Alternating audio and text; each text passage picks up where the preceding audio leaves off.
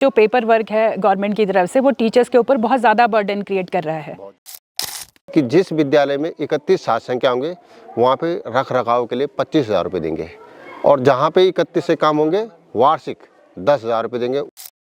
पे ये जो हमारा विद्यालय स्टाफ है हम अपने निजी खर्चे पे घुमाते हैं। हम लगातार इसकी मांग कर रहे हैं कि हमको भाषा में 2 अध्यापक दीजिए। जब सब कुछ निःशुल्क फ्री मिलने लग जाता है तो लोग उदासीन हो जाते हैं।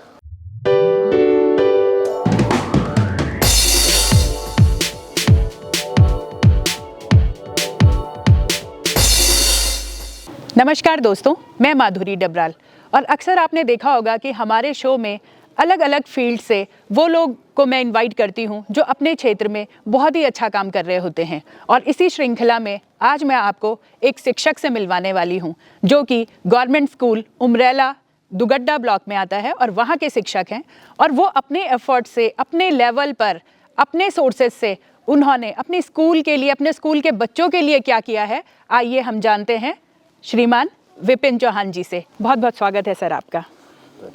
तो चौहान जी, जैसे कि मैंने सुना है कि यहाँ आसपास के सारे स्कूल्स में आप बता रहे हैं कि सबसे अच्छी छात्र संख्या जो है वो आपके खुद के स्कूल में है, तो इसका क्या कारण है कि आपके यहाँ ज़्यादा अच्छी छात्र संख्या है? इसका विशेष कारण यह है कि हमारा विद्यालय कोरोना काल के छोड़ के लगभग हम हर साल अपना शैक्षिक भ्रमण टूर ले जाते हैं, बच्चों को शैक्षिक भ्रमण कराते हैं। सबसे पहले हम ले गए थे इनको लंच टाउन में हमने इनको एक दिन पूरा घुमाया अपने खर्चे पे। ये जो हमारा विद्यालय स्टाफ है हम अपने निजी खर्चे पे घुमाते हैं। दूसरा, फिर इसके बाद हम गए थे ऋषिकेश, तो हमने नाइट स्टे कराए थे इनको। लक्ष्मण झूला में हमने अपने बच्चों को नाइट स्टे कराया। 2 दिन का टूर था हमारा। उसके बाद आके हम हरिद्वार गए, हरिद्वार से हमने उनको घुमाया, फिर वापस रात को यहाँ छोड़ने आ गए थे। उसके बाद हम गए थे इससे 2 साल पहले विधानसभा, मसूरी प्लस विधानसभा। तो मसूरी में हमने पूरा इनको दिखाया और विधानसभा में जब उस टाइम विधानसभा अध्यक्ष जी श्री माननीय प्रेमचंद अग्रवाल जी थे, तो जब हमसे उनसे मिले तो प्रेमचंद अग्रवाल जी ने हमसे सबसे पहले प्रश्न यही कहा कि आप कौन सी पब्लिक स्कूल के छात्र हैं। तो बच्चों ने कहा कि सर हम पब्लिक स्कूल के छात्र नहीं हैं, हम गवर्नमेंट स्कूल के छात्र हैं। तो वो कह रहे, उनकी ड्रेस अप देख के वो आश्चर्यचकित हो गए उस दिन। तो उस दिन उन्होंने अपने आप हमें विधानसभा की जिसके अंदर जहाँ सत्र चलता है उसके अंदर हमें व्यक्तिगत अपने आप ही दिखाया कि यहाँ पे हमारे मुख्यमंत्री जी बैठते हैं, यहाँ पे विधानसभा अध्यक्ष जी बैठते हैं। जिस केबिन में हम विधानसभा कभी उसके अंदर हम नहीं गया, लेकिन हम इन बच्चों के कारण हमने वो केबिन भी देख लिया। और लगातार अभी 2016 से हमारे बच्चे समूह गान में पौड़ी जनपद में प्रथम आते हैं, समूह गान में प्रथम आते हैं और लगातार प्रतिभाग कर रहे हैं समूह गान में। यहाँ तक कि जूनियर हाई स्कूल उमरेला को लोग कहते हैं कि जब जहाँ पे जूनियर हाई स्कूल उमरेला आ जाती है पौड़ी जनपद में, तो वो कहते हैं कि आपके बच्चों ने चौहान जी फर्स्ट आना है। मैंने कहा ऐसा क्यों सोचते हैं आप भी प्रैक्टिस कराइए, मेरे नहीं आपके बच्चे भी निकल जाएंगे। और विशेष मैंने जब मैं केवी में पढ़ता था तो जो चीज़ मुझे महसूस हुई कि मैं आगे नहीं मंच में इंटर तक, मतलब मैं फर्स्ट से इंटर तक केंद्रीय विद्यालय के मंच में नहीं गया कभी। तो मैंने यहाँ पे हर बच्चे को मंच देना सीखा कि जो मेरे पे कमी थी वो बच्चों से दूर हो जाए। तो इसीलिए हमारे बच्चे आज जहाँ भी जाते हैं, अभी हमारी जो लड़की है हीना बानू राज्य स्तर में सेकंड आई, सिर्फ 2 सेंटीमीटर शॉर्ट पुट और भेज दी थी तो लगभग मेरे अनुमान से वो नेशनल में प्रतिभाग करती थी और उसकी गवर्नमेंट जॉब की पक्की जॉब हो जाती, मतलब सरकार द्वारा जो योजनाएं चला रही है। तो इसीलिए हमारे यहाँ पे जो लोग हैं, अभी इससे पहले तो हमारे यहाँ कलेखर से भी एक लड़का था, कोटद्वार पब्लिक स्कूल में पढ़ता था, वो भी वापस आया। अच्छा। वो आज सेना में भर्ती हो गया है।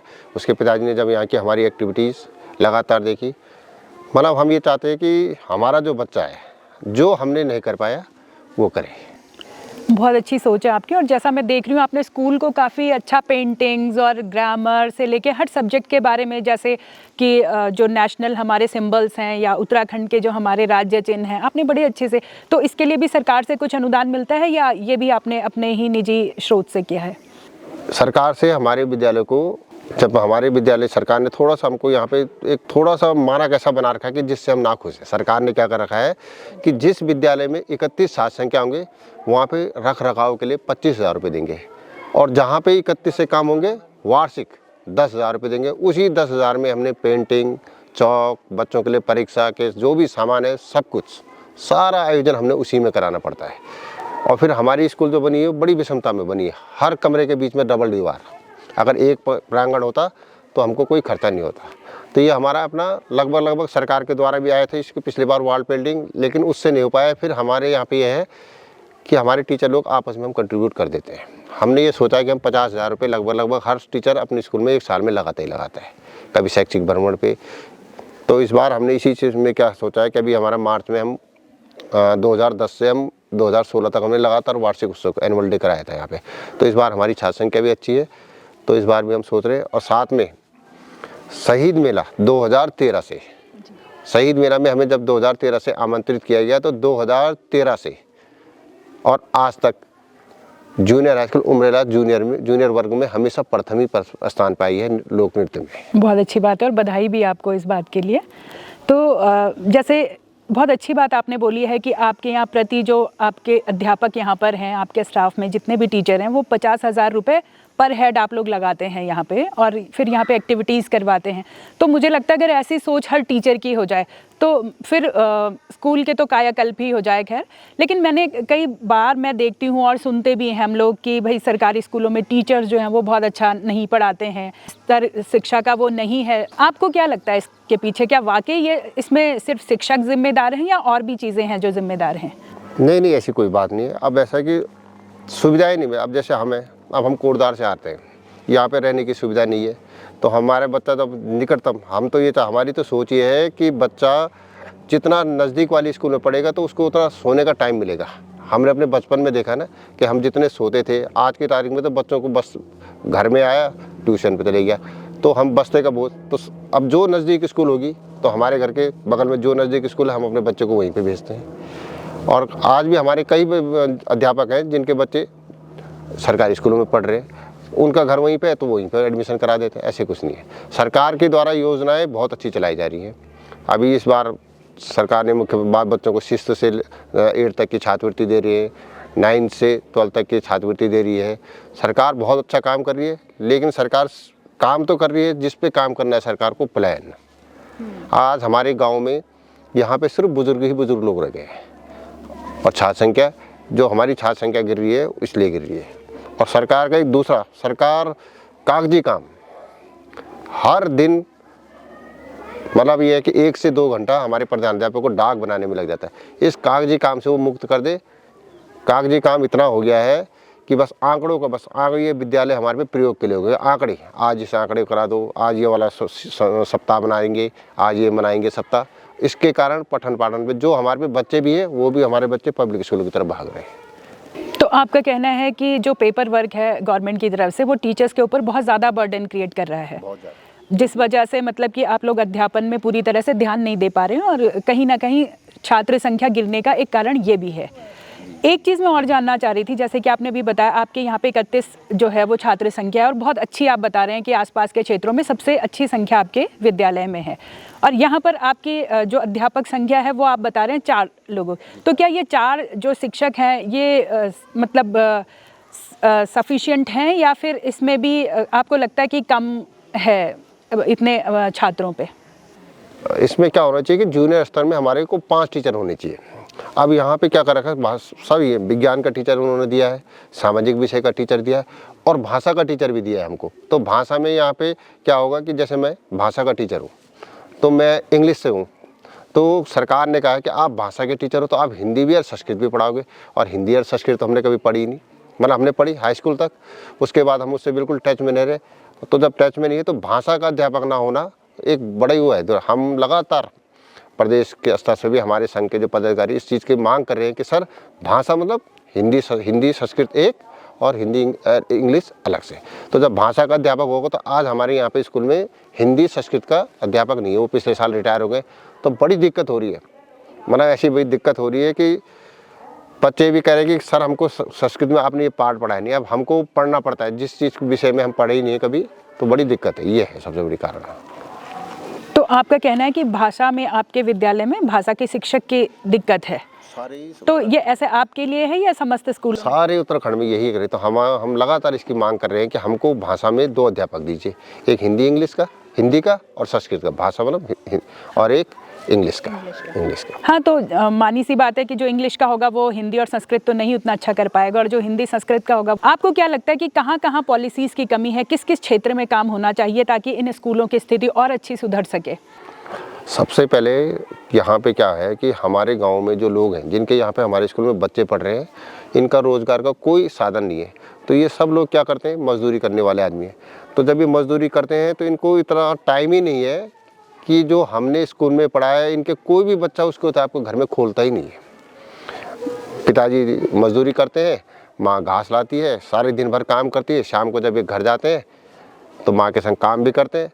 मतलब जो हमने स्कूल में पढ़ाया वो अगर बच्चा घर में एक बार देख ले, जैसे पब्लिक स्कूलों में देखते हैं, सिर्फ घर में देख ले और रिवीजन कर दे तो काया पलट हो जाएगा। हाँ, क्योंकि प्रतिभा की कमी नहीं है बच्चों में, लेकिन वो समय नहीं दे पा रहे हैं और वो गाइडेंस नहीं मिल पाती है जो कि पब्लिक स्कूल के बच्चों को मिलती है। हाँ, वहाँ पे अभी सबसे बड़ा क्या कारण है यहाँ पे कि फीस। अब जब फीस नहीं है ना तो गार्जियन कहता है कि जब मैं फीस नहीं दे रहा तो चलो किताब भी फ्री, सब कुछ फ्री। हम कह रहे हैं कि सरकार को फीस नहीं ले रही, चलो शिक्षा शुल्क माफ़ है, लेकिन आप 100 रुपये मेंटेनेंस के लिए रखवा दो। तो जब 100 रुपये गार्जियन देगा तो उसको जब जेब से पैसा जाएगा तो तब वो थोड़ा सा अपने बच्चे पे ध्यान जाएगा कि मैं अपने बच्चे की 100 रुपये फीस दे रहा हूँ। तो फीस भी एक बड़ा है शिक्षा का। हमने ये गौर करा है कि जहाँ पे जब सब कुछ निःशुल्क फ्री मिलने लग जाता है तो लोग उदासीन हो जाते हैं। तो लेकिन एक बात इसके दूसरी तरफ, अगर इसका दूसरा पहलू देखा जाए, जो आप कह रहे हैं कि कुछ ना कुछ मेंटेनेंस चार्ज या किसी ना किसी रूप में कोई शुल्क ले, तो गांव में या इस तरफ कुछ लोगों की ऐसी स्थिति भी है कि शायद उनके लिए इतना करना भी मुश्किल हो, तो फिर पता चल रहा है कि वो स्कूल ही ना भेजे बच्चों को। तो आपको नहीं लगता कि ये वाला 100 रुपये तो कोई बड़ी बात नहीं है आज की तारीख में। 100 रुपये कुछ नहीं है। 100 रुपये तो अभी बच्चों को जैसे हम शैक्षिक भ्रमण के टूर में ले जाते हैं या बच्चे हमारे खेल में जाते हैं तो बच्चों के पास 2-2 हज़ार रुपये तक होते हैं। अच्छा, तो 100 रुपये इसलिए कि जरा थोड़ा जब गार्जियन की जेब से जब पैसा जाएगा तो उसको एहसास तो होगा कि मेरा बच्चा स्कूल में जा रहा है। चलो शिक्षा शुल्क नहीं ले वो तो कोई बात नहीं, लेकिन स्कूल के मेंटेनेंस के लिए रख दें, उन्हीं के बच्चों के लिए काम आएगा वो। चलिए, एक चीज़ मैं और जानना चाह रही थी कि जैसे पॉलिसी जो बनती है स्कूलों को लेकर, अगर मैं कहूँ कि आपको बड़े करीब से आप देख रहे हैं तो आपको कहीं ना कहीं पता होंगे क्या क्या लूप होल्स हैं हमारी जो ये एजुकेशन पॉलिसी है जो इस समय चल रही है, या विशेषकर जो गवर्नमेंट स्कूल्स के लिए है। तो आपको कुछ ऐसे पॉइंट्स हैं जिन पे आप बात करना चाहें या आप कुछ कहना चाहें? सबसे बड़ी बात है कि हमारे लिए प्राइमरी स्कूल के लिए भी पॉलिसी बनाई जाती है। जो हमारे निदेशालय में बैठे लोग हैं वो सारे इंटर कॉलेज के हैं, तो उनको बेसिक का कुछ पता ही नहीं है। हमारे जूनियर प्राइमरी के बारे में कुछ जानते नहीं है और ऊपर से वो बैठे बैठे देहरादून में बैठे बैठे पॉलिसी को बना देते हैं। अब जब क्या है कि एक बार सर्वे करें या यहाँ से मांगे, हमसे मांगे, हमारे एक डाटा मांगे कि भाई हम स्कूलों में टॉपिक दे दें कि हम ये करना चाह रहे हैं, तो यहाँ से सारे विद्यालयों से जाएंगी समस्या, तो उनमें से जब वो चुनेंगे वो क्या करते हैं, ऊपर से हमें थोप देते हैं। ये जो थोप रहे हैं तो उससे शिक्षा का स्तर गिर रहा है। अच्छा, तो पॉलिसी जो ऐसी बननी चाहिए कि नीचे से ऊपर के लिए, मतलब नीचे के जो नीचे काम करने वाले उनसे इसके बारे में जानकारी उपलब्ध कराएंगे तो पॉलिसी बहुत अच्छी बन जाएगी। बिल्कुल। तो आपका कहना है कि जो प्राइमरी के अध्यापक हैं या जो जूनियर हाई स्कूल्स में जो टीचर्स हैं उनको भी या तो पॉलिसी मेकिंग में कहीं ना कहीं उनको स्थान दिया जाए, बिल्कुल, या फिर उनका फीडबैक लेकर आप पॉलिसी बनाएं। हाँ, जब फीडबैक जाएगा तो एक अच्छी पॉलिसी बनेगी। अच्छा, एक जो मैंने बड़ा कॉमन सा मुद्दा सुना होता है सुगम दुर्गम का, तो उसमें क्या है, मतलब उसमें क्या पेंच रहता है और किस तरह से दिक्कतें आती हैं? अब सुगम दुर्गम इन्होंने ये कह किया है, सुगम दुर्गम का तो बड़ा पेज ऐसा पेज है कि इसे कहे कि देखो सुगम दुर्गम। अब जैसे कोटद्वार की विद्यालय है तो कोटद्वार क्षेत्र तो सारा सुगम है। अब यहाँ से हमारा ये जो अभी उमरेला यहाँ से बुंगदार स्कूल है, तो इसको भी उन्होंने कैटेगरी ऐसे बनाई कि रेल से। अब रेल से बुंगदार वाले का या थैलीसैंड वाले का क्या मतलब? अच्छा। अस्पताल है कि नहीं है? उसमें क्या होना चाहिए था कि सुगम दुर्गम, जैसे मैं कोटद्वार का हूँ और मैं थैलीसैंड में जाता हूँ पढ़ाने के लिए, तो मेरे लिए तो थैलीसैंड दुर्गम है। उन्होंने ब्लॉक मुख्यालय सुगम कर दिए कि आपके ब्लॉक मुख्यालय में सब कुछ सुविधाएं हैं। वही ब्लॉक मुख्यालय, वही रायपुर का देहरादून वाला भी सुगम और हमारा थैलीसैंड का भी ब्लॉक मुख्यालय वाला सुगम।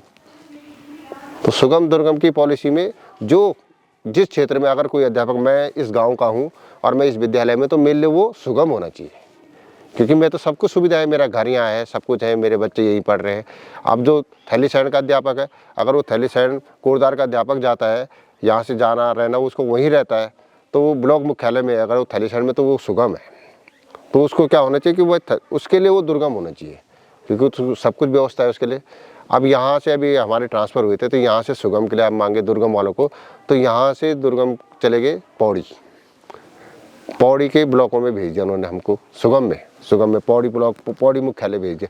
तो यहाँ के लोग कह रहे हैं कि हम इससे बड़े तो दुर्गम में ही, तो उन्होंने विकल्प मांगा है। एक तो पहले खंडूरी जी के टाइम में बहुत अच्छी पॉलिसी बनी थी कि जो पॉलिसी में आएंगे तो सब हटेंगे, सुगम वाले दुर्गम में जाएंगे, दुर्गम वाले सुगम में आएंगे। लेकिन अब यहाँ पे क्या करा, विकल्प दे दिया उन्होंने कि आप नहीं जाओगे, तो पॉलिसी डंप हो रही है, अब डंप हो जाएगी ये पॉलिसी, और डंप ही है, समझो इसको, डंप हो गई है।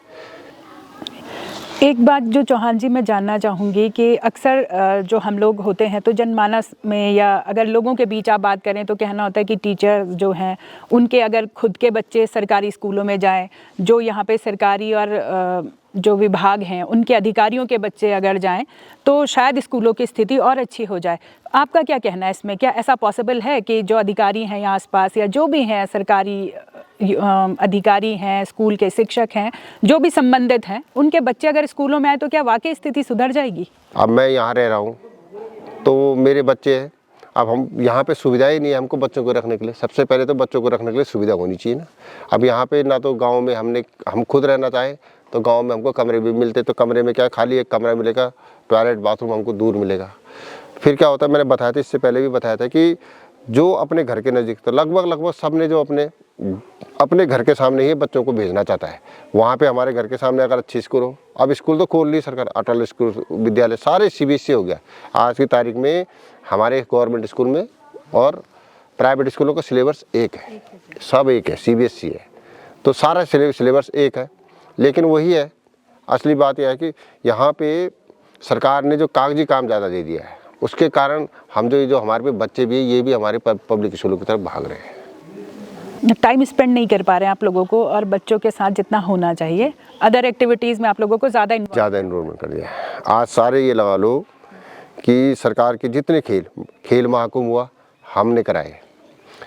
उसके बाद जो हमारे विभागीय खेल होते वो भी टीचर करा रहे हैं। उसके बाद कोई भी शहीद मेला हो रहा है, कोई ये शहीद मेला होता है या कर्ण आश्रम का मेला हो रहा है, तो वहाँ भी आप टीचरों की ड्यूटी लगा रहे। हमारी तो समझ में नहीं आ रहा है कि सब काम टीचर ही करेंगे। आपका मेला हो रहा है तो मेले समिति के अध्यक्ष बनाओ, उन मेले समिति वाले से कराओ। अभी भर्ती हुई थी तो भर्ती में कोटद्वार में अग्निवीर भर्ती हुई थी, उसमें भी हमारे 20 टीचरों की ड्यूटी लगा दी।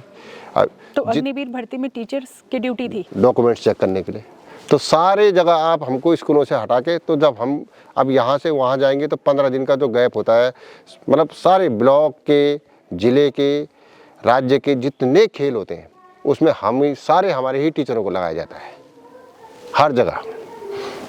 तो जैसे आप यहाँ गांव में हैं तो गांव वालों का सपोर्ट मिलता है आपको? गांव का पूरा सपोर्ट है हमें। गांव के जो लोग हैं, हम कुछ भी कहेंगे तो हमारे संग कंधे से कंधा मिलाने के लिए तैयार हैं, क्योंकि उनको पता है कि इस क्षेत्र में आज उमरेला, जो हमारे ये जूनियर हाई स्कूल उमरेला है, पौड़ी जनपद के मेरे अनुमान से किसी भी विद्यालय के टीचर को आप पूछ लोगे तो जूनियर हाई स्कूल उमरेला के बारे में सब जानते हैं। और उनका नाम, क्योंकि हर प्रतियोगिता में उनका बच्चा निकल रहा है, राज्य के, ज़िले में, सब जगह निकल रहा है, तो लोग हमसे बड़े खुश हैं और चाहते हैं कि ऐसे ही हमारे बच्चों को प्रोत्साहित करते रहे, जिससे कि भविष्य में जो खेल में भी अगर निकल जाती, कोई बच्चा नेशनल प्रतिभा करे, तो वहाँ से तो आजकल हमारी भारत सरकार भी खेलों में बहुत ज़्यादा ध्यान दे रही है। खेल, पढ़ाई, लगभग हमारे बच्चे हर क्षेत्र में इस जनपद का और डोगड्डा ब्लॉक का नाम रोशन कर रहे हैं। चलिए, बहुत अच्छा लगा आपसे बातें कर कुछ ऐसे पहलुओं पर भी आपने प्रकाश डाला जो हमें नहीं मालूम होते थे और बातें ही सिर्फ होती थी इस पे। कुछ आप अगर कहना चाहें हमारे लोगों से, क्या कहना चाहेंगे एक अध्यापक होने के नाते, और वो भी एक जो विद्यालय है आपका गांव में, उसके नाते अगर कोई अनुभव आप अपना कुछ शेयर करना चाहें? अनुभव तो यहाँ पे ये है कि जो गांव के जो लोग हैं ना, हमारे गांव के जो उमरेला ग्राम सभा, इसमें तो ठीक है, लेकिन आय नहीं हो रही। अब जबकि हमने ये देखा कि हमारे बच्चे बिलिंग बेल में पढ़ते, वही बिलिंग बेल का टीचर जब सरकारी स्कूल में आया, हमारे स्कूल में आया, तो यहाँ के वो 0 हो गया। वो यहाँ के वो नहीं दे पा रहा, क्योंकि बच्चा जब तक घर में नहीं पढ़े, तो जब घर में पढ़ेगा, जब बच्चा घर में पढ़ेगा तो सब कुछ आएगा उसका। तो घर में यहाँ पे हमारी आज की तारीख में बिल्कुल पढ़ाई नहीं होती है। अब मैं तो चाहता हूँ कि आप अधिक से अधिक हमारे सरकारी स्कूलों में बच्चे आएंगे, तो सरकारी स्कूल में बच्चे आएंगे तो सरकार की बहुत योजनाएं हैं। उनको ड्रेस निःशुल्क दी जा रही है, किताबें निःशुल्क दी जा रही है, फीस उनकी ली नहीं जाती, और खेलों मतलब उनके लिए इतनी अच्छी सरकार ने, अगर आप इस पर कोई लड़का वैज्ञानिक क्षेत्र में है तो इस पर अवार्ड में प्रतिभाग करके नेशनल तक वो ऊपर रख सकता है। राष्ट्रीय बाल विज्ञान कांग्रेस है, उसमें हमारी स्कूल की लड़की या कई और है, उसमें सर्वे होता है, तो गांव के पूरा गांव का ही सर्वे होता है। तो आजकल सरकार के पास बैठे बैठे यहाँ से सर्वे चले जाता है कि इस ग्राम सभा में ये क्या चीज़ है। तो यहाँ पे अवसर बहुत है हमारी सरकारी स्कूलों में, अगर बच्चे आएँ और सरकार हमारे से ये फालतू कागजी काम हमारी इधर उधर जो ड्यूटियाँ लगा देती है, इन ड्यूटियों को लगाना बंद कर दे, तो हमारी सरकारी जो पुरानी स्कूल जैसे पहले थी, छात्र संख्या भी बरकरार रहेगी और बच्चे भी हर टेस्ट में। आज अभी इस बार ही आपको पता, कल हमारे यहाँ पे विज्ञान डुगड्डा ब्लॉक में राज्य जनपद स्तर की विज्ञान की प्रदर्शनी ड्रामा और उसमें हुआ था। तो उसमें आपको आप जानकर बड़ा वो होगी कि वहाँ पर जितने भी बच्चे मतलब प्रतियोगिता हुई, तो जूनियर स्तर जो हमारे जूनियर के 6th से 8th वाले जो सेपरेट चल रहे हैं विज्ञान ड्रामा में, डुगड्डा ब्लॉक जनपद में प्रथम, क्विज में हमारे जूनियर के नैनी राणा के बच्चे प्रथम। तो 6th से 8th के ही बच्चे इंटर कॉलेज के टीचरों को भी वहाँ पे इंटर कॉलेज के बच्चों को मात दे रहे हैं। तो जूनियर के जो बच्चे हैं हमारे वो बहुत अच्छे हैं। तो चौहान जी, बहुत अच्छा लगा आपसे बात कर एक अध्यापक होने के नाते आपसे बहुत सारी चीज़ों पर जानकारी भी मिली। तो आप थे विपिन चौहान जी, और आपके विचार भी सुने होंगे और लाभान्वित भी होंगे। और एक बात जो मुझे समझ आई है कि बच्चे खुद से बहुत एफर्ट करते हैं, टीचर्स जो हैं गवर्नमेंट स्कूल्स के वो भी बहुत एफर्ट करते भी हैं और करना भी चाहते हैं, लेकिन गवर्नमेंट की अदर जो स्कीम्स में उनको इन्वॉल्व किया जाता है, उस वजह से कहीं ना कहीं बच्चे और उनकी पढ़ाई बाधित होती है। इस बात में सरकार को भी सोचना चाहिए। तो इसी सब के साथ आप सभी का बहुत बहुत धन्यवाद।